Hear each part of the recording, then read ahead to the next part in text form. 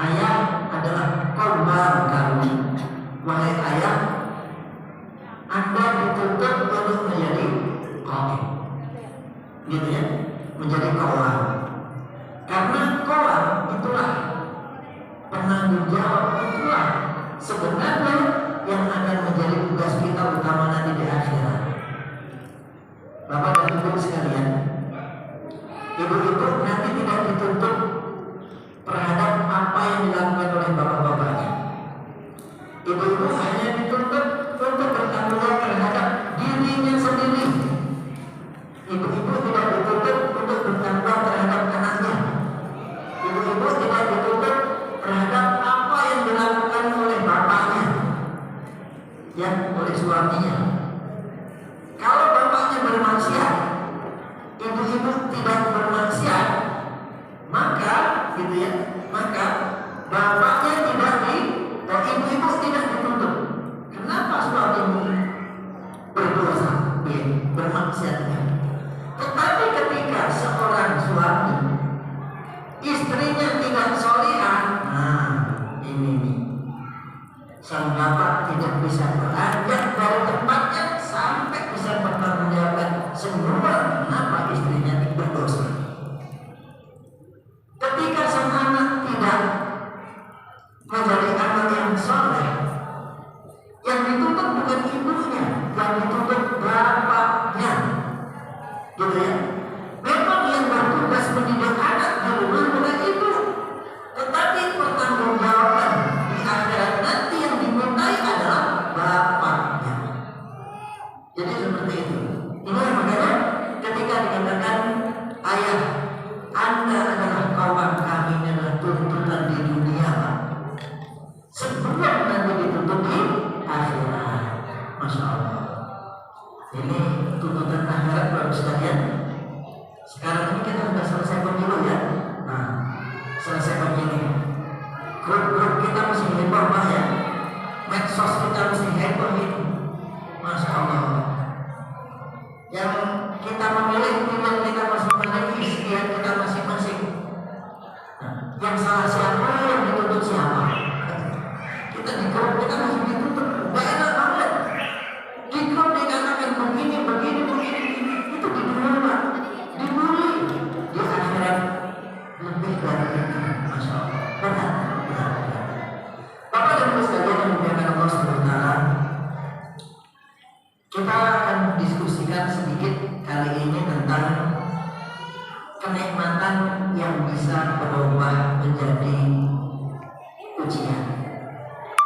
Ini kita akan membicarakan tentang karunia yang bisa menjadi siksa. Apa itu? Anak-anak kita. Anak-anak kita.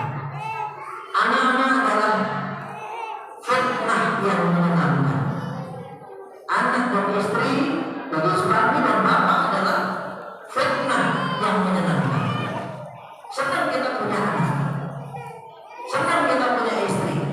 Tetapi ketika kita memahami setengah, maka sebenarnya baik istri ataupun anak itu adalah fitnah. Salah dalam mengelola eman. Ya, ya ayyuhalladzina amanu inna min azwajikum wa auladikum aduwwan lakum fahdharuhum. Di sini Pak, Allah sebutkan dalam Al-Quran, ya ayyuhalladzina amanu, wahai orang-orang yang beriman, inna min azwajikum, sesungguhnya sebagian daripada istri-istrimu, tidak semua istri, sebagian. Wa auladikum, sebagian daripada anak-anakmu, tidak semua anak-anak. Ingat disebut apa? Aduwwan lakum, musuh. Kalau namanya musuh itu apa, Pak? Harus diapain? Dilawan kan? Namanya musuh harus apa? Diselesaikan. Harus diapain? Udah dibahas habis, jangan bersisa, itu namanya musuh. Tetapi dalam ayat ini, ya ayyuhalladzina amanu inna min azwajikum wa auladikum aduwwan lakum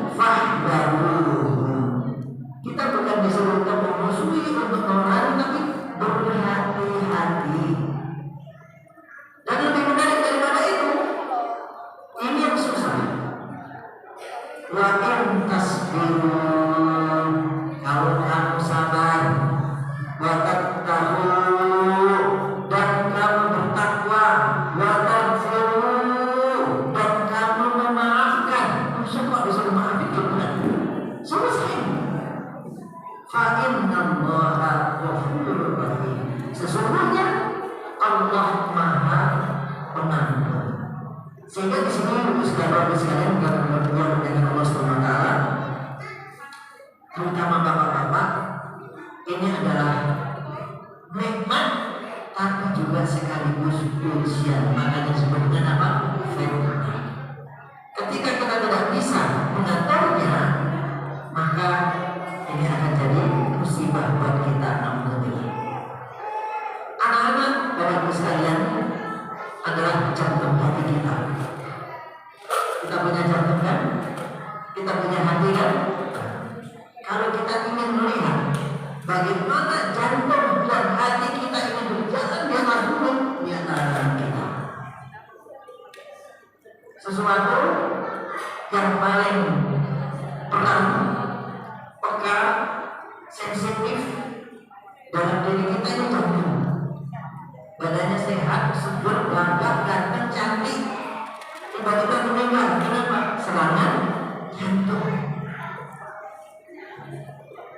Orang kakinya luka, ini kan bahkan diamputasi, tapi kalau jantungnya masih sehat, dia akan bertahan hidup.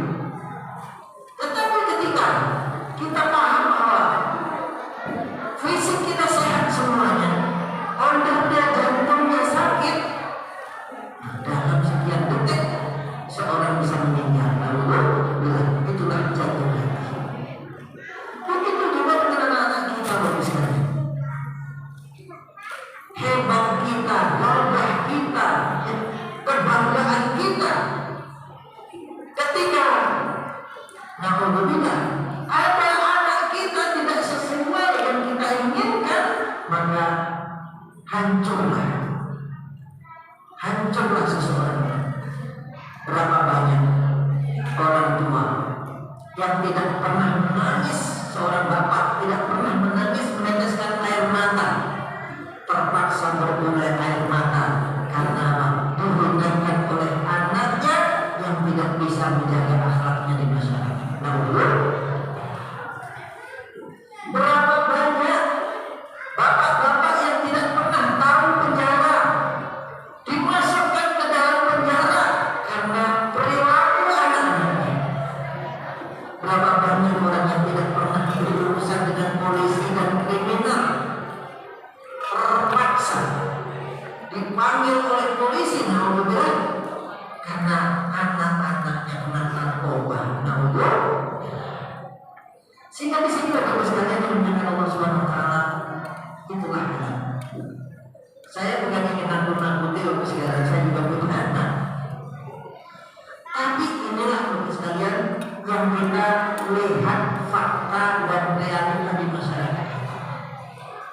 Berapa orang itu hebat, punya jabatan tinggi, punya kedudukan, terhina di masyarakat gara-gara anaknya.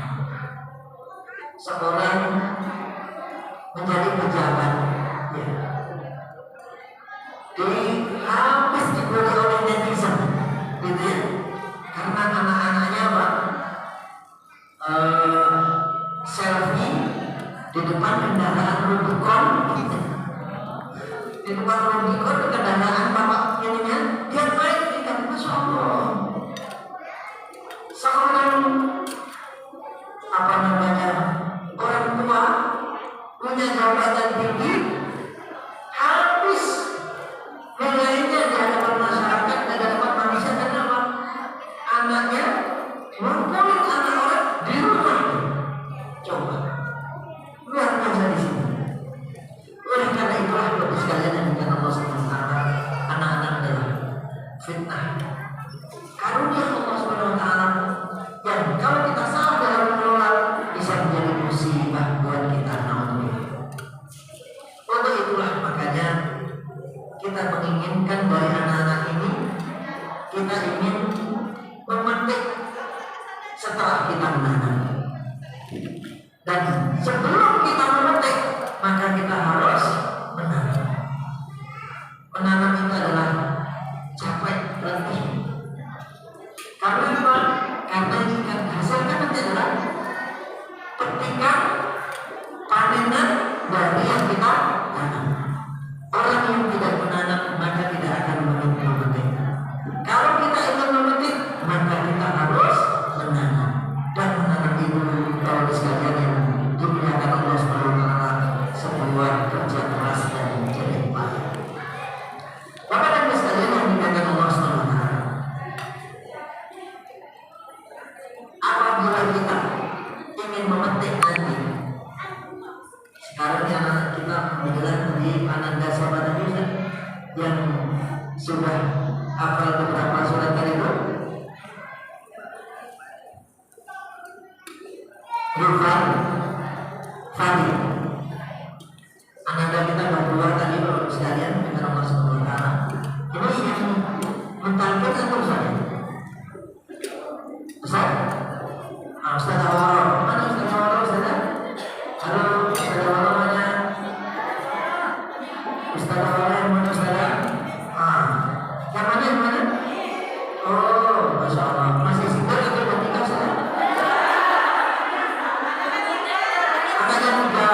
Nah, saya kalau masih single kita akan dicariin. Masya Allah. Ya. Nanti silakan ditengok Ustaz di web. Saya punya bapak-bapak, ibu-ibu yang punya putra-putri gitu ya, ingin tentang persiapan menikah. Di sana ada platform yang saya menjadi konsultasinya di situ. Kelas muda, kelas titik nikah muda dan ID. Nah, silakan. Ini dalam rangka untuk mencari nanti apa? Biru jodoh nikah ya, tapi masih dalam di bawah nikah. Kelas titik nikah muda dan ID. Silakan ditengok nanti. Di situ ada apa namanya kelas pelatihan persiapan menikah. Maaf, saudara mana saya orang tadi? Saudara halo, saudara. Ustaz Moro mengajari anak-anak tadi berapa lama saudara? Satu surat itu berapa pertemuan? Satu surat satu hari. Satu ayat satu hari. Surat Al-Alaq itu berapa ayat sudah? Berapa? 15 ayat. Bapak-bapak tolong perhatikan. Surat Al-Alaq, Iqra bismi rabbikal ladzi khalaq. Itu 15 ayat. Ustaz Boro mengajarkan ke anak-anak ini tadi satu ayat satu hari. Sehingga untuk menghafalkan 15 ayat diperlukan berapa Pak? 15 hari. Terfikirkan nggak oleh Bapak? Pertama, menanam itu seperti itu. Menanam itu seperti itu. Itu untuk surat Al-Alaq. Surat Al-Alaq yang satu surat. Padahal Al-Quran itu isinya 6.666 ayat. Berarti Bapak Ibu sekalian diperlukan apa? 6.666 hari. Bapak berpikir 6.666 hari itu berapa bulan? Berapa tahun? Coba dihitung setelah ini. Itulah menanam. Sehingga Bapak sekalian,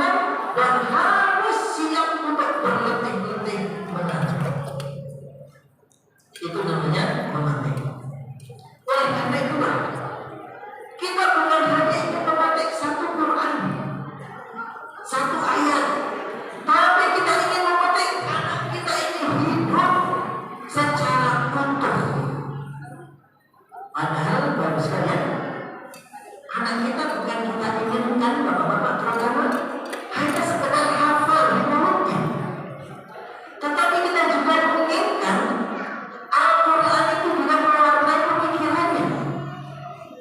Kita juga menginginkan Al-Quran itu mewarnai mengisi hatinya. Dan lebih dari itu, kita juga menginginkan Al-Quran itu menjadi aplikasi hidupnya. Sehingga seperti yang disebutkan oleh Sayyidah Aisyah tentang Rasulullah, Qur'anun yamshi 'alal ardh. Kita menginginkan anak kita itu seperti Quran yang berjalan di atas bumi. Kira-kira baru sekalian, susah apa? Gampang. Masalahnya bukan susah atau gampang. Susah masalahnya mau atau tidak. Jangankan kita berbuat baik, berdosa pun juga susah. Gitu ya? Orang berbuat dosa perlu modal, perlu jerih payah. Semuanya susah di dunia ini. Masalahnya adalah kita ini mau atau tidak, agar anak kita itu bukan sekedar hafal di mulut, tetapi pikirannya juga Al-Quran, akhlaknya Al-Quran, hatinya Al-Quran. Karena kalau sudah hafal Quran sekalian, bapak-bapak, ibu-ibu pernah mengenal Sunan Nugroho? Sunan Nugroho adalah seorang orang Belanda yang dikirim orientalis Belanda pada zaman penjajahan dulu, yang dikirim ke Indonesia agar bisa menjajah Indonesia, yang akhirnya dia yang berubah memformat dirinya menjadi ulama dan merubah namanya menjadi Abdul Ghaffar. Kemudian dia tinggal di Aceh. Kemudian setelah itu dia pernah tinggal di Mekah juga. Sehingga masyarakat menyebutnya sebagai ulama. Padahal dia adalah orang orientalis yang kafir, yang tidak pernah masuk Islam. Dan dia hafal Quran. Itu namanya Sunan Nugroho. Di sana juga ada seorang penulis ensiklopedia hadis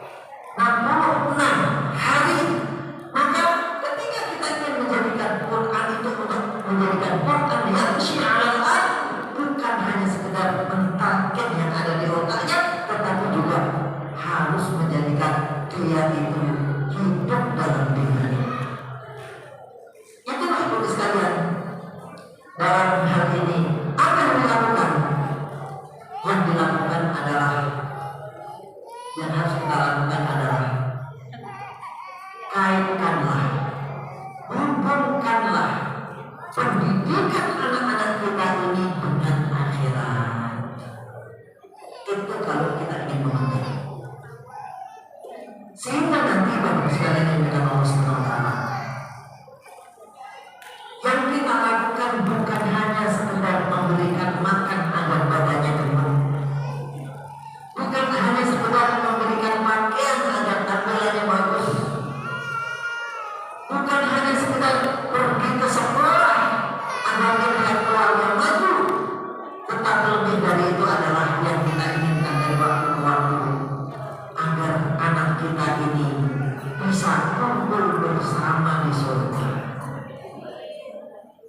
agar bagaimana setiap saat dan setiap waktu rahmat Allah yang turun dan curahkan di rumah kita, agar keberkahan selalu mengalir dari waktu ke waktu di rumah kita bersama anak dan istri kita. Itulah agar kita menjadi orang yang bisa memetik, bukan langsung dengan akhirat. Ketika kita ketakutan bagaimana dengan corona COVID-19 beberapa waktu yang lalu, jangan sampai terjadi pada kita dan pada anak-anak kita. Begitu ketakutannya kita, maka ketakutan itu juga yang seharusnya kita takutkan ketika ada di antara anggota keluarga kita yang nanti masuk ke neraka. Bapak dan Ibu sekalian yang dimuliakan Allah Subhanahu wa Ta'ala, maka di sini ada 6 nasihat yang ingin saya sampaikan agar kita nanti mengerti. Yang pertama adalah perbanyaklah doa kebaikan untuk anak-anak. Jadi Bapak Ibu sekalian, tadi ketika anak-anak menghafal di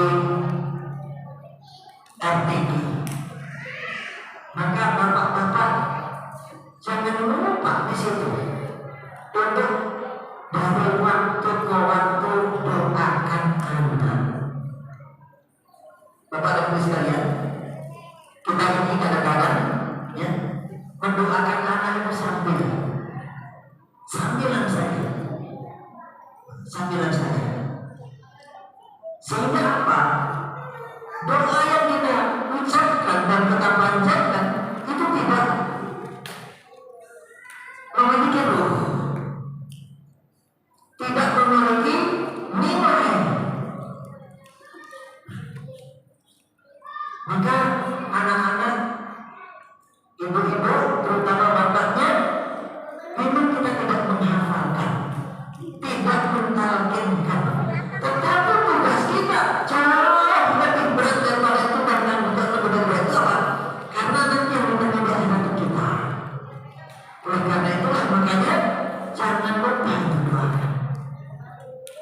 Ini pengalaman saya pribadi, baru sekalian, anak saya itu dua orang. Kemudian yang satu alhamdulillah sudah menikah, Sofia sudah menikah, perempuan, ada seorang bujang, anaknya teman laki-laki, anaknya sih temannya Pak Fur ini, temannya Pak Fur, alhamdulillah. Sekarang masih kelas 6 beberapa Pak, belum selesai karena nggak naik kelas yang kedua.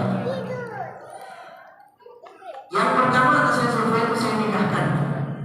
Ada seorang teman, ini bapak-bapak tanggung jawabnya juga termasuk anak terhadap perempuan ini. Jangan segan-segan untuk menanyakan kepada anak teman apabila anaknya soleh, gimana kita bisa nanti mau nggak? Ini bapak sekalian, ibu-ibu juga begitu. Diajarkan anak-anak saat ini, anak-anak kita yang laki-laki atau perempuan itu ketika ditawarin oleh orang tuanya calon suami atau calon istri, itu menolaknya keras sekali. Apa namanya?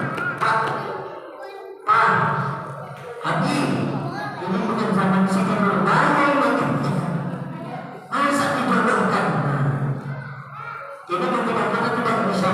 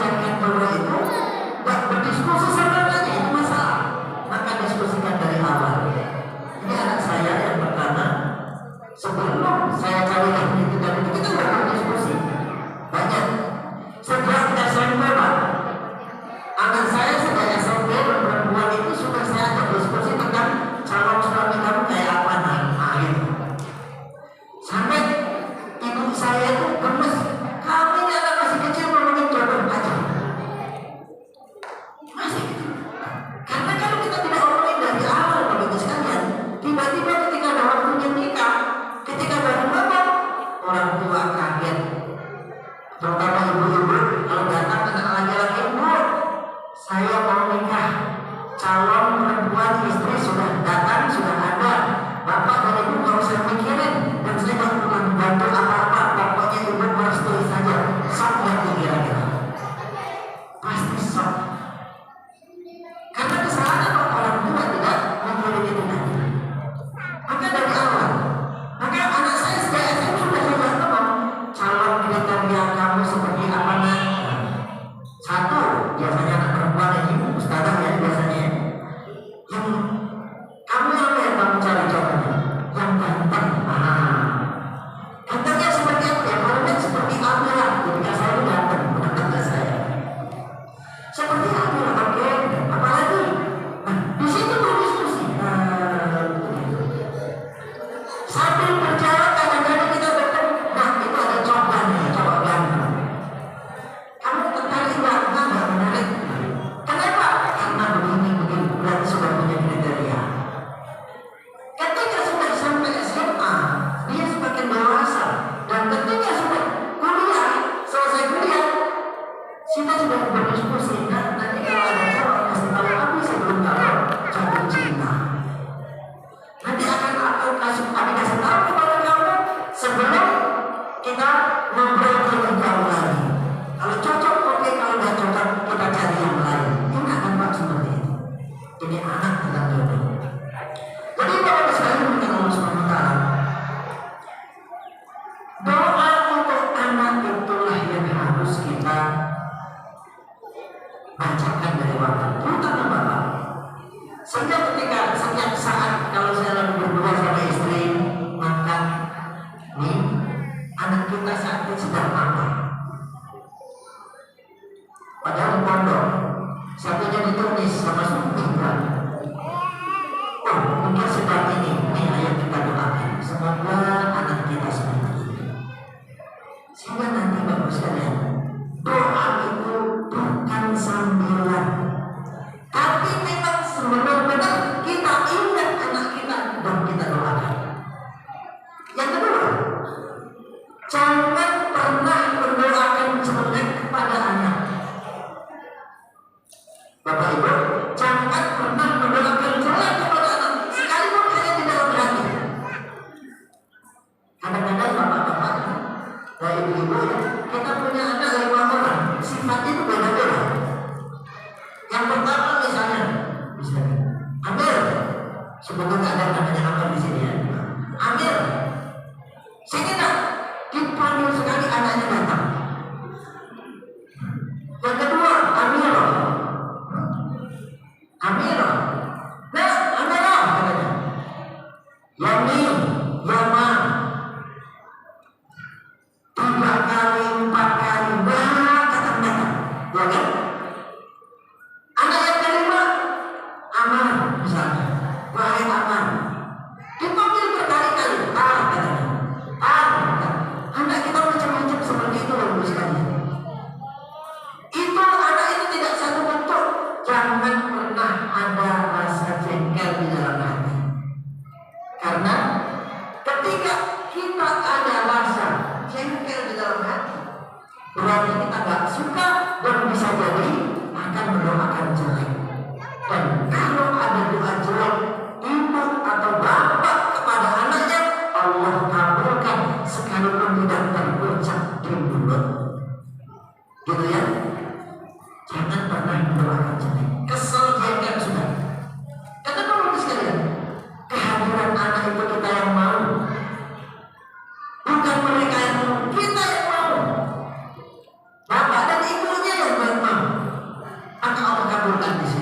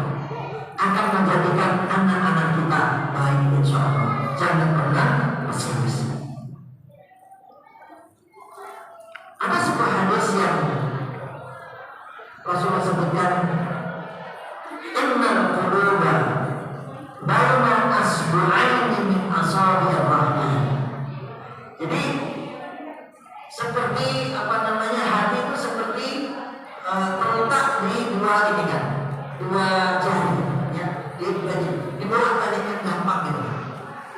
Bahwa hati itu di antara dua jarinya Allah Subhanahu wa Ta'ala yang dengan mudahnya membolak-balikkan. Kalau kita saja punya kertas misalnya seperti ini, dengan mudah kita bolak-balikkan seperti ini, apalagi Allah Subhanahu wa Ta'ala.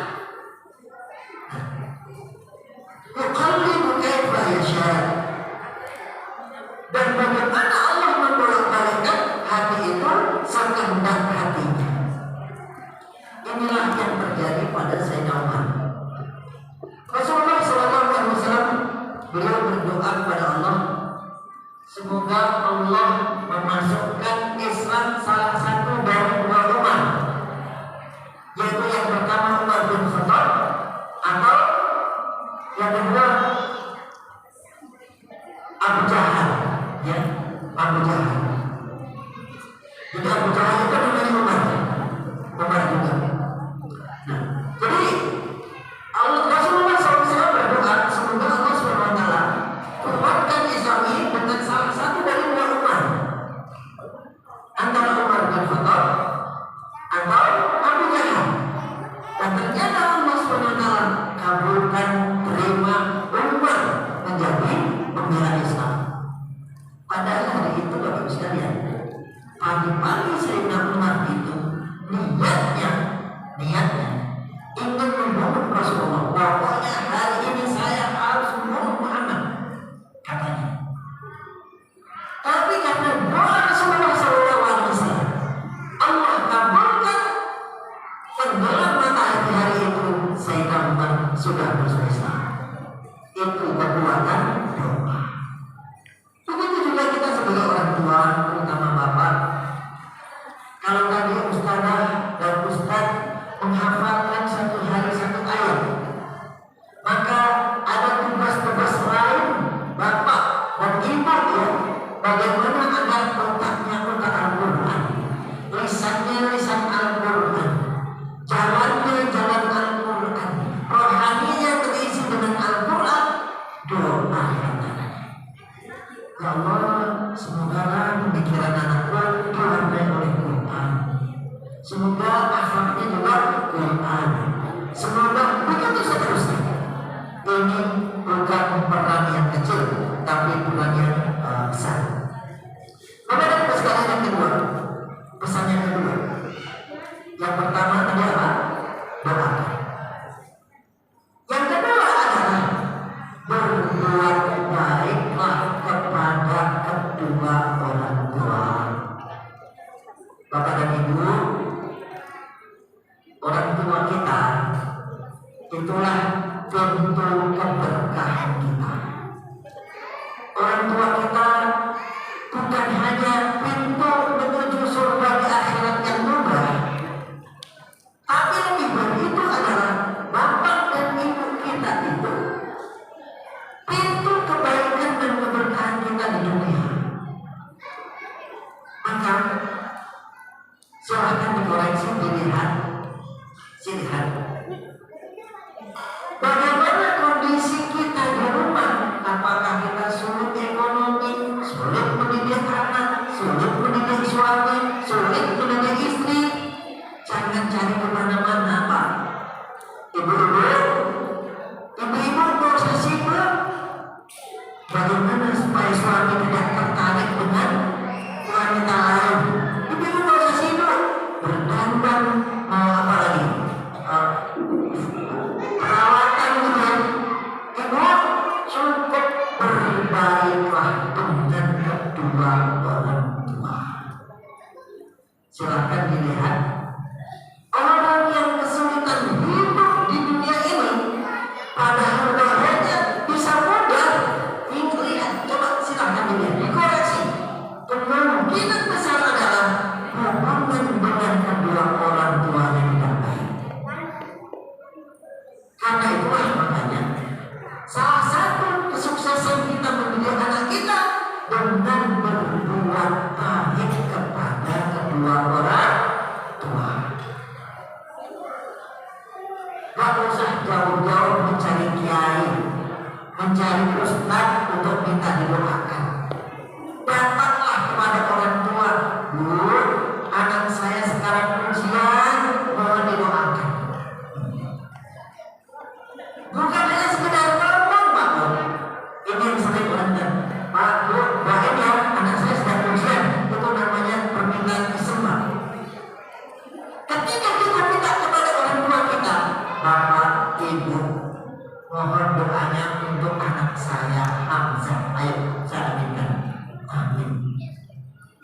Amin. Amin. Amin. Sehingga kita minta memang minta, bukan sambil lewat, bukan sebelah. Inilah orang tua kita. Ada ungkapan pepatah yang menarik sekali.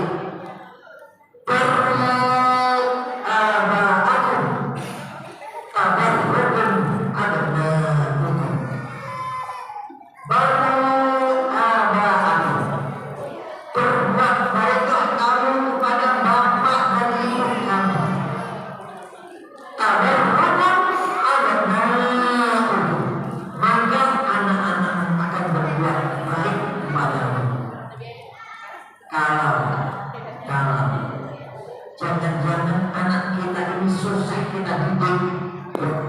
Yang perlu dievaluasi Bapak sekalian, kalau sekarang ini anak kita susah kita didik, jangan-jangan sebenarnya kita banyak menyakiti kedua orang tua kita.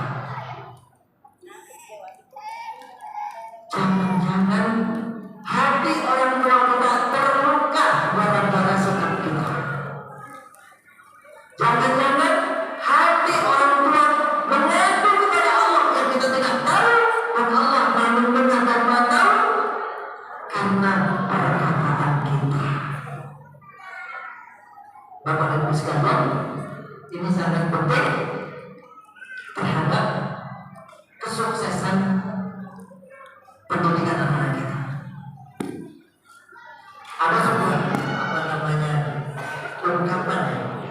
ungkapan menarik sekali. Yang ini terutama ibu-ibu ya, yang sering hitung-hitungan ketika memberikan kepada kedua orang tua, atau bapak-bapak takut untuk memberi kepada orang tuanya, takut kepada ibunya. Pak, Bu, sekarang kita belajar bersama ini kesuksesan anak kita yang akan menjadi soleh dan solehah. Apa katanya? Wa atiqu tahta aqdamihima masyi anta sudah min abnaika khata.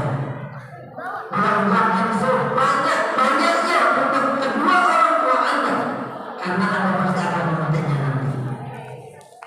Berapa banyak Pak Bu orang tua mengeluarkan duit agar anaknya sukses masuk universitas tertentu, universitas yang bagus, dikursuskan, bimbel.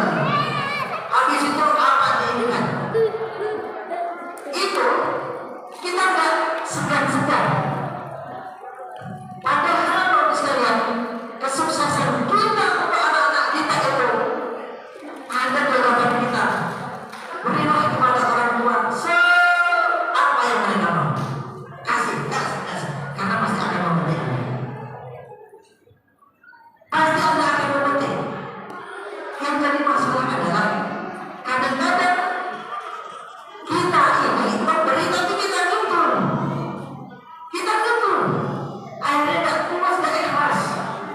Karena kita tidak tulus dan ikhlas, maka Allah persulit. Padahal tidak ada istilah mubazir untuk kedua orang tua kita. Kemudian berikutnya ketika Bapak sekalian,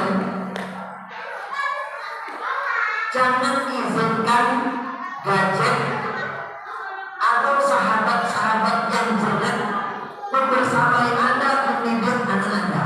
Nah ini sekarang ini termasuk yang sulit Bapak sekalian. Mendidik anak itu memisahkan antara gadget dengan anak. Maka ketika Bapak dan Ibu anak-anaknya mau disuruh ikut tahfidz di RTQ, Bapak Ibu bersyukur. Ada anak lain itu disuruh lepas saja gadget aja. Di gadget ini suruh lepas sebentar saja, nggak bisa anak itu. Saya punya pengalaman karena saya hajar. Mohon doanya, insya Allah Ramadan ini selesai di Ramadan kelas 6. Dari mohon doanya, semoga suatu Fatimah dimudahkan, insya Allah. Anak saya ini karena sering diskusi Pak, sering diskusi. Kalau liburan di pondok itu alhamdulillah kita nyaman anak kita di pondok itu. Karena apa? Gak main apa. Tapi ketika liburan, masya Allah, bisa 24 jam. Gak lihat bapak-bapak kan? Anak-anak keluar dari tahfidz kita lagi udah Pak. Gadget langsung itu gadget.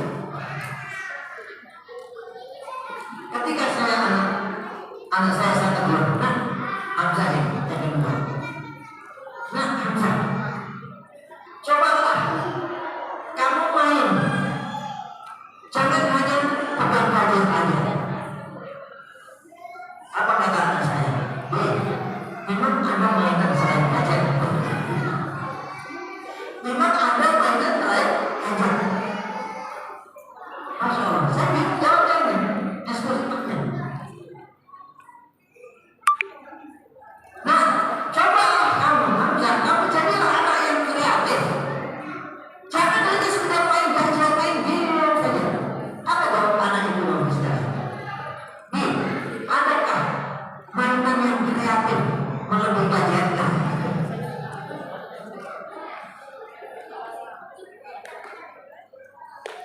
Nah, kalau gitu kita jangan. Kamu keluar rumah, pergi ke masjid. Sini di masjid, di rumah saya di sini. Pergi ke masjid sini. Nah, sudah pergi ke masjid. Di sini kan anak-anak ramai banyak. Anak-anak ramai. Nah, sudahlah. Kamu mainlah sama anak-anak di masjid sana. Jangan di rumah aja. Karena banyak kita anak ini bersosialisasi kan. Apa kata anak itu? Mereka mabar. Nah, mungkin bapak-bapak ada tahu istilah mabar atau ibu-ibu. Mereka mabar. Mabar itu apa? Saya nggak tahu. Mabar itu bermain bareng. Nah, bagus. Main bareng bagus itu udah main bareng sana. Mereka mabarnya pakai gadget semua. Masya Allah. Ya Allah. Sehingga anak itu sudah pintar banget bagaimana menjawab agar bisa tidak terlepas dari gadget itu tadi. Inilah kondisi yang kita alami. Bahkan ada di antara anak-anak kita itu, nah begitu pondok ya mau. Pas kita sudah mau pondok, siap-siap ke pondok, pegang depan ke pondok, dia nanya, ayah, di pondok bisa main HP nggak? Nggak boleh, udah saya jadi motor. Saya nggak jadi motor. Ini kondisi kita. Sehingga di sini bagus sekali ya. Kita mesti paham benar bahwa mendidik itu harus fokus. Maka jangan dibersamai dengan gadget membersamai kita dalam mendidik anak. Karena ketika nanti nilai-nilai yang baik yang kita didikkan ke anak-anak kita bisa habis dalam sekejap gara-gara dia main di gadget atau mendapatkan channel-channel di YouTube yang merusak. Di situ bagus sekali. Berapa banyak anak-anak kita menjadi nakal gara-gara temannya? Ini yang perlu perhatikan. Sehingga sang bapak di sini mesti paham bahwa tidak menyertakan selain dirinya, gitu ya, gadget, teman-teman yang nakal untuk mendidik anak-anaknya. Kemudian berikutnya bersama dengan Allah SWT.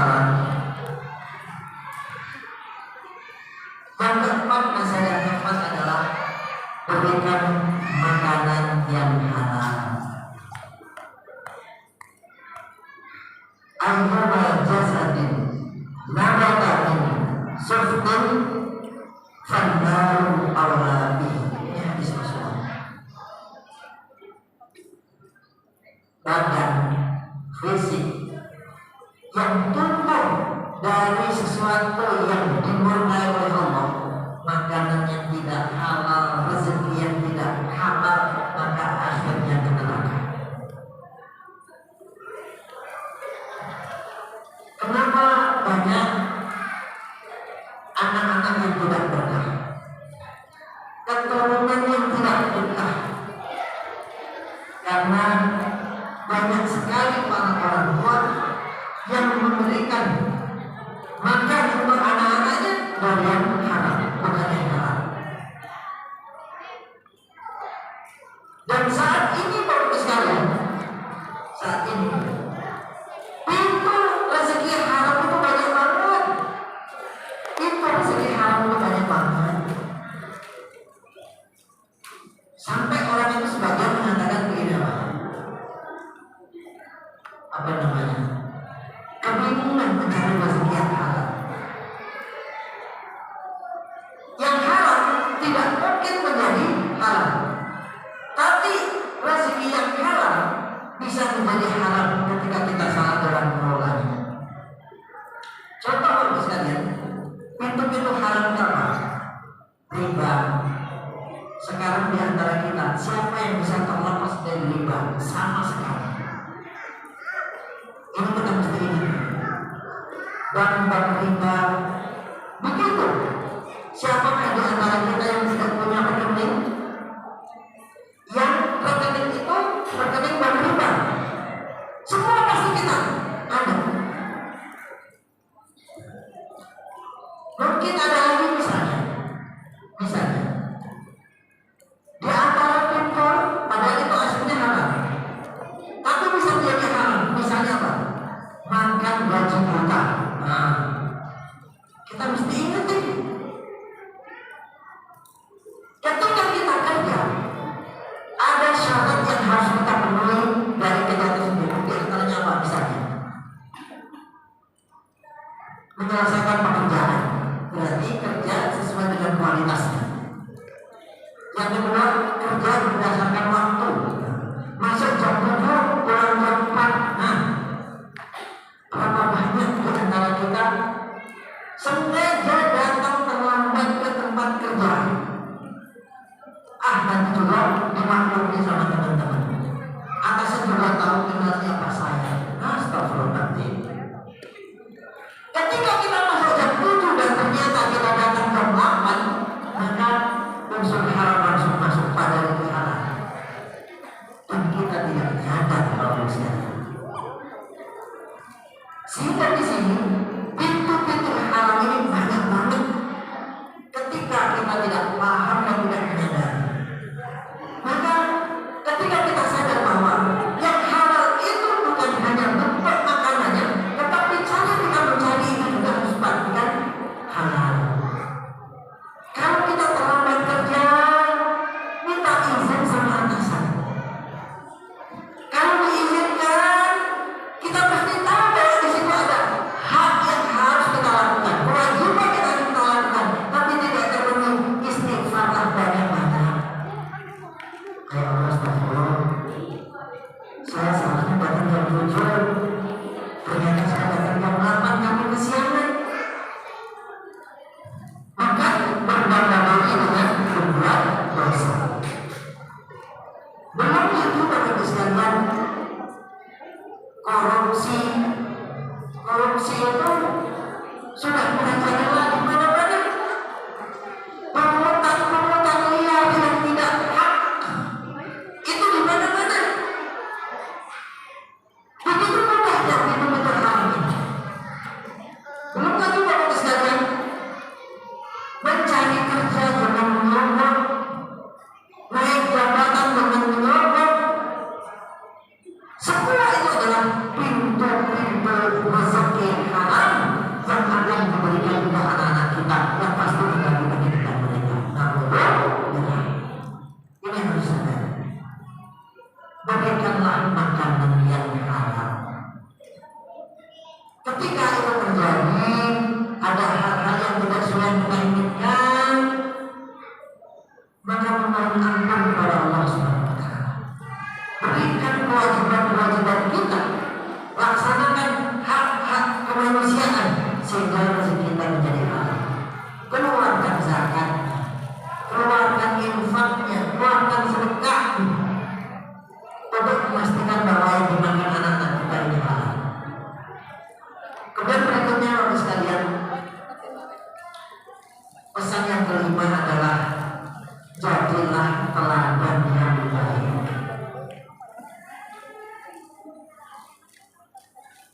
Janganlah kita mengerjakan sesuatu di depan anak kita bertentangan dengan apa yang kita omongkan. Saya kalau ngajar di kampus, kalau belajar di kampus itu, saya selalu ngancam kepada anak-anak mahasiswa saya. Kamu harus belajar, kamu harus dapat nilai tinggi. Karena kalau kamu dapat nilai rendah, nah, ketika nanti kamu punya anak dan kamu menyuruh anak kamu belajar dan dia mengatakan, Pak, ngapain dulu saya belajar semangat? IPK Papa aja cuma 2. Saat itu kita ngomong apa?